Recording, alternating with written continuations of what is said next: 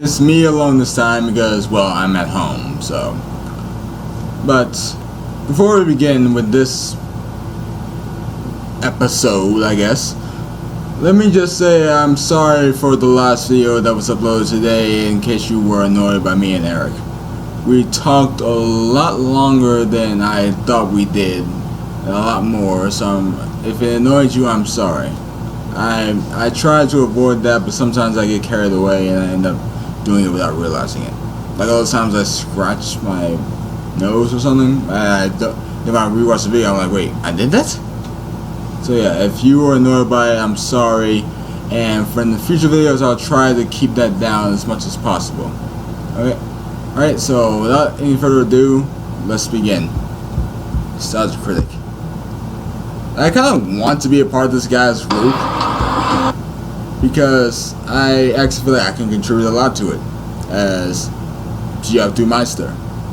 But I doubt I'll be able to join. But hey, a guy can dream, can he? But anyway, let's go. Oh, Wachowski, so good to have you back at Warner Brothers. Well, what can I say? Lana and I have wanted to work with you guys again for a long time. Wait, are we doing this right? What do you mean? I mean, Lana used to be Larry, so should we get a man to play the part? No, she's a woman now, so it makes sense. But she used to be a man. Yeah, but we don't have any women who used to be men. I don't understand. Jim used to be a woman, but turned into a man. Really? I don't know, he said it when he was drunk. Would that really work, though, because he's a man now? Like he's a transsexual. Does it make more sense to have a woman who's not a transsexual or a transsexual that's a transsexual the other way around? Look, I'm pretty sure it won't matter if we don't address it. It's the internet. That never works. Okay, we've all played different genders before, though, so clearly we don't have a problem with it. Yeah, that's like the first real-life transsexual we're representing. I just want to make sure I don't piss anybody off. Oh, you mean like because I'm black and because she's a woman, we suddenly represent all blacks and all women? Exactly. Whoa, who says that? Everybody It's says the that. internet. That's just how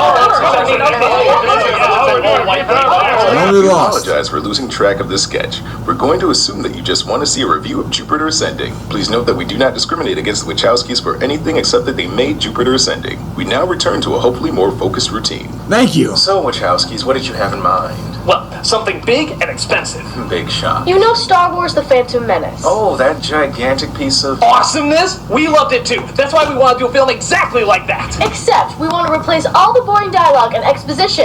With even more boring dialogue and exposition. That sounds incredibly backwards. Oh, but you know how all the characters took themselves too seriously? Nobody liked that. Making the story seem more important than it really is. Amazingly unpopular. When really, they're just a person who's bored with their lives, who discovers that they're amazing. I literally saw that on the Disney Channel. That's our story. Oh, and there's spaceships. Been done. Rocket boots. Been done. Huge computer-generated backgrounds. Am I even in the room right now? And so much backstory and made-up names, you'll feel more like homework than it will entertainment. Hello, you Okay, Malcolm. you clearly have a story that's 20 years behind, is made of mostly boring dialogue, rips off every sci-fi movie known to man, and you want millions of dollars from us after several critical and box office failures. Pretty much it.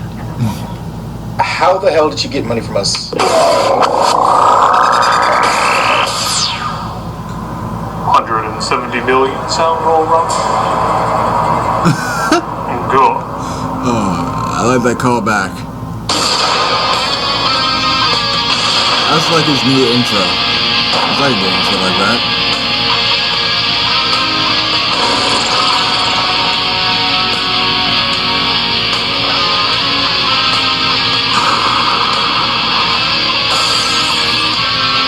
I understand who does those folk long things. I would love to do those things. I have no idea how. Maybe you guys can tell me. You guys know I can do those things? You really just tell me, please. Hello, I'm the Nostalgia Critic guy. Remember it so you don't have to. What does it take to make a great epic? Oddly enough, the answer might not be as complicated as you think. Huh? Introduce character or characters, make them interesting and identifiable, and put them in a challenging journey that will alter who they are by the end of the story. Some do this well, others not so much, but most would agree those are the essential elements. But then you get the writers who think it should be focused on other elements, like complicated details and backstories, made up names that sound cool in some environments but fucking ridiculous in others. Jupiter, help, please. Giant fake explosions over giant fake landscapes with people going, ah! And of course, people looking really, really serious and never smiling once because we can identify with them easier that way. Sadly, some writers out there think this is what makes a big epic, and the Wachowskis are a perfect example of that. Yeah, I know I picked on them a lot recently, but I'm sorry, it's just too damn easy. They keep making the same mistakes over and over. These are people so convinced that they can do epics well that they tried to make a cartoon about a car, a boy, and his monkey epic. What? They made up their own bullshit language to look important, even though nobody could follow what the hell they were saying. And of course, they spent over $170 million on one of their biggest bombs ever, Jupiter Ascending. They're worse than Michael Bay. Someone gets me on this. Who needs likable characters or an understanding what's going on? We got big-sounding words. People who whisper half their lines while screaming the rest. And literally, so many rip-offs of other sci-fi films that listing them would probably take up the entire review. So I'm officially setting up a side pod of annoyance, just to go over all the movies this film is obviously ripping off while I go through the review. Yeah, It's the Wachowskis, so you know there's a lot to get through. Let's take a gander at Jupiter Ascending. I barely know anything about The this. movie opens with a narration from our main character, played by Mila Kunis. Technically speaking, I'm an alien. Shut up, Meg. My parents met at the university in St. Petersburg. Her parents are happy that a bouncing baby boar is on the way, but suddenly a bunch of thugs come in to kill the father. Why, you may ask? For the money. Yeah, really, you don't need any more than that, just the money. He could have used that money to cure cancer, or used it to smoke kittens' heads. It's just the money! You get it! It explains so much about the character and the situation. Yeah, don't worry though, this is the only time you'll wish they went into more detail. In fact, savor this moment. You'll find it's a curious rarity.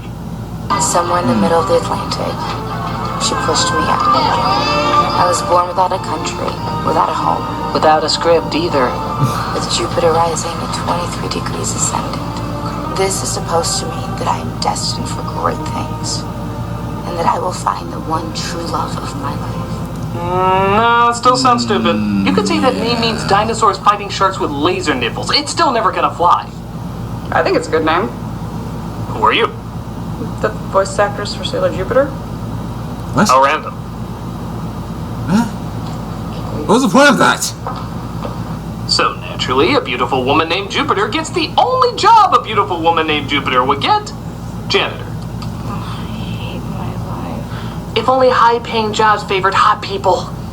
We then cut to, I think, bounty hunters who are looking for... You know what? I'm just gonna play a game with you. It's called Try to Care. No, really, just listen to these clubbing fry guys for a couple seconds and see if you can give a shit to what's going on. Really try. Try to get invested. Another hunter. And ex-Legion. He was a skyjacker. How'd you know that? The boots. There was a hunter in the Legion to track a single gene in the Gaia. You see? It's impossible. He's not wrong. I really don't give a shit. They're just saying stuff. Not speaking dialogue, saying stuff. There's a big difference. They're just trying to say important sounding exposition that we've heard in a million films before. There's nothing original about it. Gee, are they all gonna fire the guy and miss too? Note to self, stop asking if stupid stuff will happen, because then stupid stuff will happen. Well, at least he has his episode 1 shield while reenacting the Masters of the Universe movie. Up, that's what the side pod is for, keep it focused. We then got to... Well, I would have said Rivendell, but both work, as we're introduced to one of our villains named Balaam, played by Academy Award winner Eddie Redmayne. I have not crossed the vastness of space for your pleasantries, Mr. Knives. A decision we're rapidly regretting. I'm not even kidding. This is how he sounds throughout the entire film. What was necessary to do? I want this done and be found. Double our security deployment. You I'm not gonna keep doing this. Confess your genetic incapacity. It's incredible. It's like we're listening to the fucking God Pigeon. The what? Oh dear God. God Pigeon says if you're gonna wear tight leather, you better expect laughs. Meanwhile, one of Jupiter's friends/clients is asking for advice on an outfit. And just trying to sneak in a horny underwear shot like most sci-fi movies these days. But the most phoned-in aliens farted out the cliched anus arrive doing... Honestly, I don't know. I think they're like men's rights activists. This is just what they do when they see a woman for the first time. Jupiter does what any person would do when they see their best friend in danger. Take a picture when the aliens suddenly erase their memories. But that doesn't stop her from discovering the picture later. And having absolutely no reaction to it. Oh, just another night of anal groping by unknown life forms at my BFF's. Or as I like to call it, Tuesday.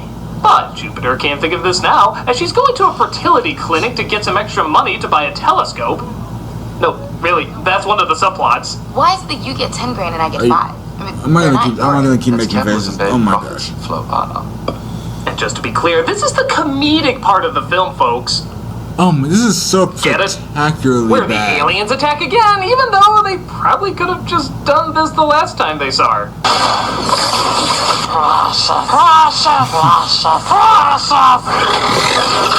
She's saved by a man named Kane, played by Channing Tatum, who takes her to the Sears Tower because I'm sure no security would be at that place. It can be difficult for people from underdeveloped worlds to hear that their planet is not the only inhabited planet in the verse. We're a species so advanced we call the universe the verse. Behold, as I prepare to shorten your most popular orange drink to Sunny D. There's a problem with the chimney. News features Michael Crawford's falsetto, who doesn't seem very happy with the news. Destroy any ship that comes near the planet. Where the fuck did that come from? Christ, I hope he doesn't sporadically scream like that on date night. Hey, baby, what do you say we watch Orange is the New Black? What? Tatum tells her that she is needed elsewhere in the verse. And they almost have what I guess is a romantic scene, but we don't really know anything about these characters, therefore you can't feel any chemistry.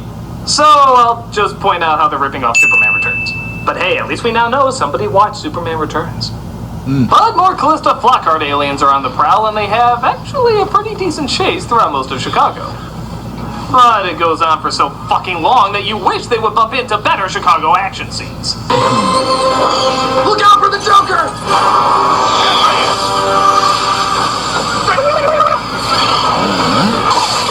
Here's the Joker, what? The city, though, is immediately fixed, and the aliens wipe all of the people's memories. Tatum is hurt pretty bad, but thankfully Jupiter has a maxi pad. I don't even know what kind of joke to make about that. Neither do I. When you need to stop bleeding from more places than one. No, it's too weird, I got nothing. He takes her to his good friend Stinger, played by Sean. Fuck you, I'm not gonna die in another role beat. They decide to fight each other because they really like that cliche of two old friends meeting again and not getting along. Come on, even Ernest Saves Christmas did that one. But Jupiter distracts them with her incredible power of stupid things. Are those bees? So, why did the bees obey her? Get a load of this. No, bees are genetically designed to recognize royalty. They sense it. You know, I'm not gonna lie, I'm having trouble with this one. The whole movie. It is so surreally strange, I'm having trouble coming up with stuff to say about it. We have naked crypt keepers climbing the wall, Maxi Pants uses band-aids, and now bees that recognize royal tarts. And they're treating all of it like it's just common knowledge. It's like anything normal you'd find in any other great epic. Is there anything else so amazingly stupid you practically make it impossible to comment on? Please, no. You people kill the dinosaurs. Technically, they're your people, Majesty. You know, give me a minute. Just give me a minute. I'll be right back. Just give me a minute. Come here. Come here. Oh, hey, get over it. Now comment on the scene. Why? Because this movie is so high on itself, only a drug addict could respond to it. Your Hey, people Justin. kill the dinosaurs. Technically, they're your people, Majesty. Oh, I bet they also created the parallel dimension in the Super Mario Brothers movie. That'll do. Get out of here. Piss off. It makes sense. It's a piss off. Ow. What the hell? Actually, it does kind of make sense. But yeah, this movie is bad. Really bad. Ugh.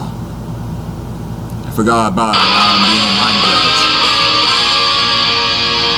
So, I hope you really like someone asking a question and someone else answering it, because you're in for a great big fuck of it. You had wings. Bioneural synaptic prosthetic the military could buy. Why won't those human beings share things like this? Sharing has never been the strong suit of your species. Is he mad at me? The splice that bred him had to sell him to the Legion for a loss. I don't care. Next scene. Why did he get court-martialed? It's actually entitled. I don't care. Next scene. Do you know what this will do? I don't think that most people... Oh my god, how many questions does this bitch have? Dangerous human predator called a Sargon, obviously before any colonization or resource development could be done safely to your planet. Large-scale extinction. You know, this is like instead of experiencing the awesomeness of Lord of the Rings, you're instead forced to hear the appendix throughout most of it. Helm was brought from the Hornberg and laid in the ninth mast. Ever after, the white Cimbrian grew there most thickly, so that the mound seemed to be Listen, if you do not stop, I shall be forced to close the book and do something awesome. Come on! I wouldn't do that to you. When Frolov died, a new night of bounds was begun. I can take my whole spot and see why. Suddenly, oh no! Something not talking related is about to happen. We're here. Take your shirt off and let's get going. They try to outrun the intruders by fleeing into the fields. Not the bees! Not the bees! Oh, bury my eyes! My obviously not royal eyes! But they managed to grab her and take her away while... So remember, folks, the next time you see a crop circle in a cornfield, it's not a bunch of pretentious attention seekers who could be doing something better with their time. It's the Wachowskis. So she's taken apparently to a safe part of the verse, where the person who demanded her kidnapping seems surprisingly not harmful. I'm Khalik. Jupiter Jones. Stop the film. Stop the film. She is not named Jupiter Jones. It's impossible. It is actually a mental impossibility for anyone to give someone a goddamn idiotic first and last name like that and expect to be taken seriously. Do you not have that alarm in your head? I don't know if you know this, but every human being has an alarm in their head to prevent something like this from happening. So if you're saying like a keyboard and typing, oh, I don't know, something like Jupiter Jones, this little alarm goes off saying, fucking stupid, stop! Fucking stupid, stop! I agree. I'm a writer, so I know. Hell with it. I'm just calling her Doug Dodgers. I honestly can take that fucking name more seriously than Jupiter goddamn idiot Jones. Unless she's a space cowgirl with a laser lasso riding a rocket horse, that name will never work. Call me when you name her Mercury Moxie. So the ruler of this realm tells Doug Dodgers that she is the reincarnation of her mother, and that it's Dodgers' responsibility to be queen once more. There, I said that in one sentence. Why does it take the movie 10 minutes to explain that? Genes have an almost Those spiritual. are pretentious pricks. They are the seeds of our immortality. The exact same genes reappear in the exact same order.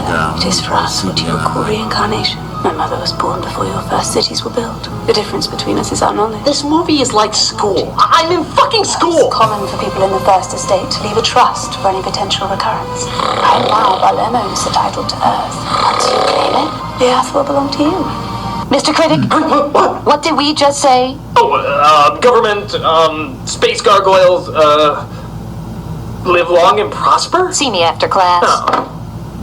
They tried to break up the scene a bit by showing Tatum busting in to save her, but even that doesn't seem to get in the way of their fucking talking. Well made, by the look of it. He has contacted the Aegis. I got a gun. They are entering orbit now. It's pretty badass. Excellent. I had planned to take you myself. Okay, I killed a lot of guards. In honor of their memory, you should at least turn and acknowledge that I'm here.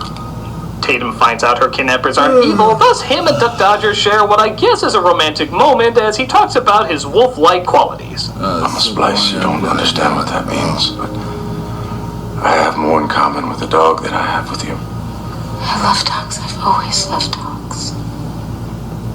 Not that I want to rewind anything in this movie, but could we hear that line again? I love dogs. I've always loved dogs. Okay, this is a new breed of dumb.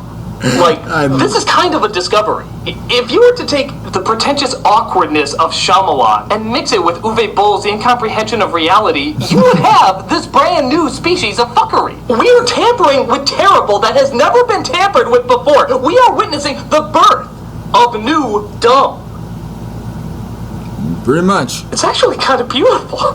Could you say that line again as if you're verifying that you wrote an actual funny line? I love dogs. What? That's actually bringing a tear to my eye. Is that a way to put you in a frame movie? So you'll be happy to know that all that talking and exposition has been building up to something even more exciting than that. standing in line and filling out paperwork. Yeah, for reals, they have to authenticate her title as queen, which involves them waiting for hours and filling out various forms. Now, to their credit, this scene is more an homage to the sci-fi classic Brazil than it is a ripoff. I know this, not only from a similar visual style and tone, but also having its director Terry Gilliam cameo and even quoting an exact line of techno jargon. You are in direct violation of Statute 27B/6. Have you got a 27B/6? But even that goes on forever! You can practically count your brain cells popping every second it's on screen!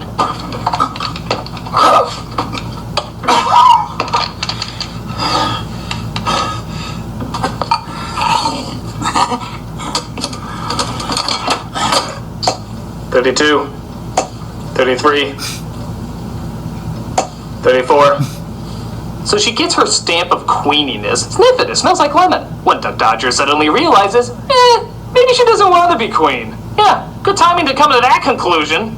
I will admit there are things about my life that I would like to change, but it doesn't make me a different person. It doesn't change the things that matter to me or who I care about. Like cleaning toilets and hating my life. Is there something happening to you right now? Does any part of you want to play? Come on, skip. You know, Lana Wachowski, now that you've made the transition into becoming a woman, and you've been very brave coming out about it and trying to raise awareness and really standing up for transsexual rights, I mean, good for you, and I really mean that in all honesty, fantastic, wonderful job, you should be very proud, but now that you are a woman, don't you think you could write them a bit better? I mean, this character has done nothing throughout the entire film. Her biggest contribution so far is asking if she could have a different dress. Actually, you know what? I'm feeling a little overdressed, so if you maybe have something that I could change into. She said nothing interesting, done nothing interesting. She is just a complete and useless tool. All she's done so far is get kidnapped. Hell, why don't you just have her get kidnapped again? She seems to be really good at that. Are you fucking kidding me? Don't make this harder than it has to be. Jesus Christ, lady! Princess Peach is telling you to tough it up! You're being made fun of at damsel parties! Bella is making fun of you! Bella! So, the person who kidnapped her is the brother of the last person who kidnapped her, and they partake in, what do you think, even more talking. But I know what you're thinking. What the fuck are they gonna talk about now that they've used every word in the goddamn English language? Eyebrows? I was very close to my mother. I think I brought this movie out of my head. That's right! They're so desperate to talk that even fucking eyebrows become a subject matter! What makes you think Kalik told you the truth? Why would she lie? Kalik is in competition with Ballet. Same can be said for you. Shut up! Jesus Christ, man, what the hell is wrong with you? Please, just shut up! Thank you. Fuck! So, if I'm following it correctly, hey, give me some credit, it's not the easiest thing to do. He says he can take over her queenly duties if she marries him. So it's kind of like marrying her son. That's messed up. Not realizing that he plans to kill her after the wedding. So Tatum has to stop the beautiful love interest from marrying the evil bad guy as he blasts through a bunch of ships to stop the ceremony. It's like if Roland Emmerich directed The Graduate. He was going to murder you. I don't believe my mother was ever as beautiful or as gullible as you, my dear.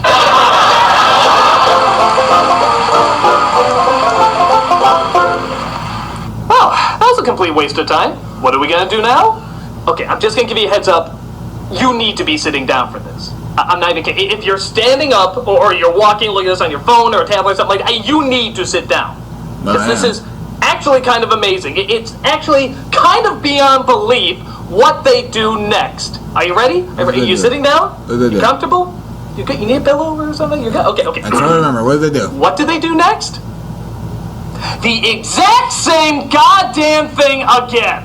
By Jesus, I wish I was joking. Honest to cock, it's beyond belief. But they literally repeat the exact same storyline that they just told us. Duck Dodgers again is kidnapped. A brother of the first kidnapper is again the one that does it. He wants to get his hands on her through some legal ceremony, and Tatum once again has to come in to save her. The only difference is this guy wants to destroy all life on Earth and has kidnapped her family to force her to say yes, but aside from that, the following 20 minutes is an exact carbon copy of the last 20 minutes.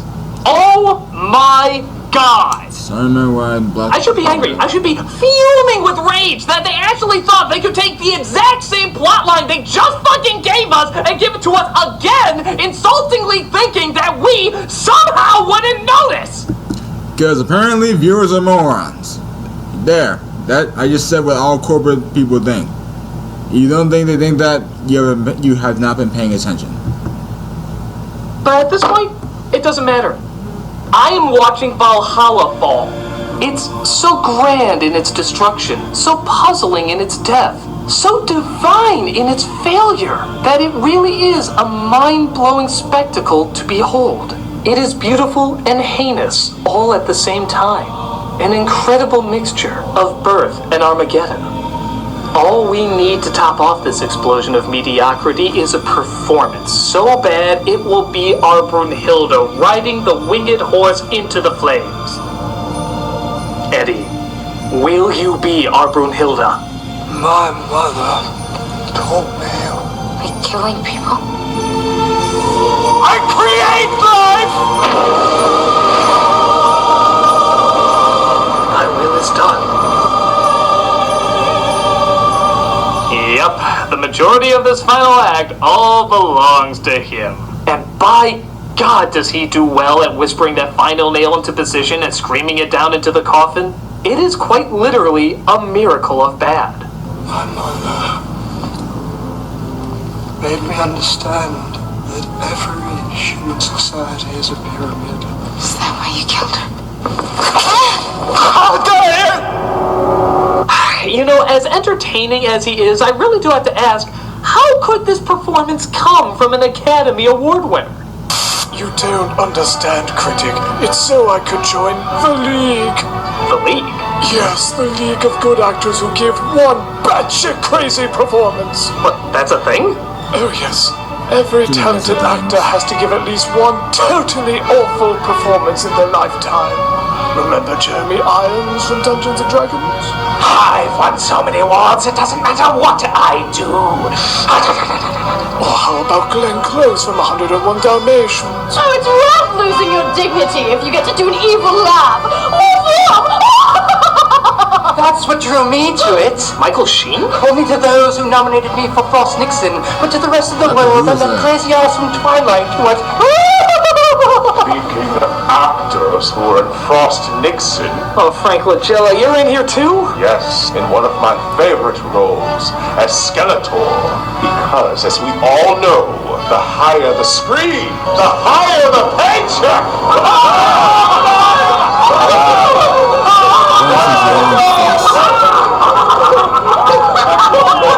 So Duck Dodgers figures, yeah, I can let all humanity die just to save my family. That seems the least selfish. When Tatum, somehow all by himself, gets through the most high-tech royal security in the verse, and even manages to destroy his entire kingdom as well. The power of fucking one, I guess.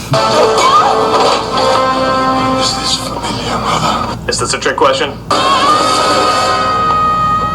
Gee, I'm just gonna take a wild guess and say that Tatum saves her, yep.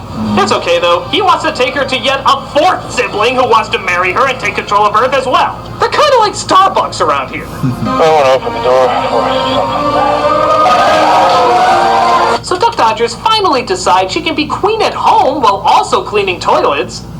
What? I think the stupidity of that speaks for itself. And look, Clarence even got his wings. And I swear to God, not even kidding, there was even more story than that in this film, but I simply don't have time to go over it. Yeah. Yes, a lot of epics have big talks and complicated storylines, but the story of King Arthur works because we see our flaws and strengths in the character. Star Wars works because we like these people and want to see them get through alive. Thus, we're with them when they're thrown in these complex and dangerous worlds. Here, you don't care about anybody, so you don't care about the backstories or the made-up worlds. It attempts instead to sound big instead of feel big. It tries too hard in lesser areas and not hard enough in the ones that really matter. If there is one thing that's epic in this film, it's what an epic disaster it gave us in the end. It really is the Valhalla of botched epic stories. I'm a Nostalgia Critic, and I'm off to play Donkey Kong to get a more epic story. I can at least relate more to him!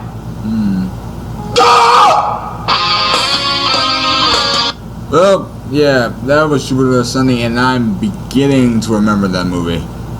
Oh god. That's actually the second movie in my entire life. The only two movies, this one, the only two movies that I've actually blocked out of my head. The other one was Harry Potter and the Order of Phoenix. Though I'm not sure why I blocked that one out, because when I watched it again, I actually liked it. But, anyway. But this one, yeah, this movie is spectacularly bad. It's actually, for any of you who have not seen this, it's actually amazing how bad this movie actually is. I mean, we were sitting through it in the theater. I mean, I'm pretty sure I fell asleep multiple times and had to be woken up by my date multiple times. Gets to the point where she kept on doing this, annoying everyone in the theater just so she could keep me awake, so I could do a review for this movie. And I thought it was like 50 Shades of Grey. I thought, you know what, I'm not going to freaking review this movie because I don't want to think about it ever again. I just want to be done with it, And that actually shows something. I saw 50 Shades of Grey, and that I didn't block that movie out of my head. I still remember that movie a lot. It was bad. It was horribly bad, but not bad enough to block out of my head. This movie is worse than 50 Shades of Grey. Well, in my opinion, anyway. But yeah, he is, with all his jokes. It's just a bad movie. Wachowski siblings. You can't make epic movies. No matter how many times you think you can make epic movies, you can't make them. I'm sorry, but you just can't. I mean, I don't think I can make epic books, but people keep on telling me that I can, but I don't think I can. But you guys think you can, but you can't. You're like Michael Bay, M. Night Shyamalan, Uwe Boll, and every other terrible movie director rolled up into one with all of their shitty qualities in one place, and it's just so bad to the point where, yeah, you gave birth to a new level of stupid. Well, I'm done. I'm gonna try to block this out of my head again. And thank you guys for watching, and I will see you next time. Peace.